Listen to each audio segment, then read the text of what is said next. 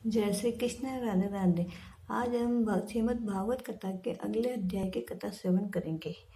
यहाँ सर्वथा मुक्तिदायकम का तात्पर्य है कि पापी के पाप से मुक्ति, रोगी के रोग से मुक्ति, अज्ञानी के अज्ञान से मुक्ति कराने वाली ये सप्ताह गाथा है।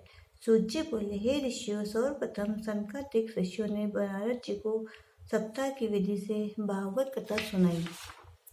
यह एक बार देवर्षि नारद हाथ में वीणा लिए हुए भगवान नाम जप करते हुए पृथ्वी लोक पर आए। यहाँ पर भारतवर्ष में पुष्कर, प्रयाग, काशी, गोदावरी, श्रीरंग, रामेश्वर आदि समस्त तीर्थों में भ्रमण किया, परंतु इन पवित्र तीर्थों में जाने पर भी नारद जी के मन को शांति की अनुभूति नहीं हुई।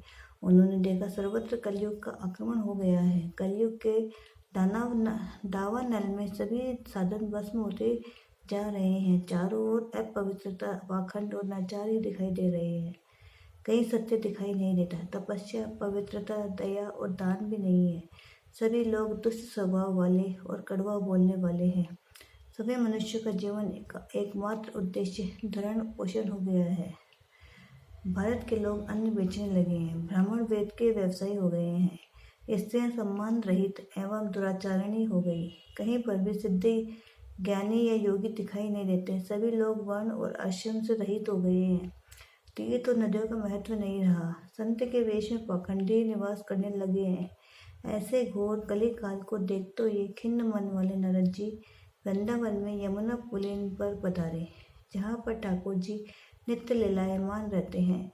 यमुना के तट पर नारद जी ने एक अद्भुत दृश्य देखा। एक युवा स्त्री सौंदर्य से परिपूर्ण अनेक स्त्रियों के बीच में बैठी है और वह रो रही है। समस्त स्त्रियां उस स्त्री की सेवा कर रही है।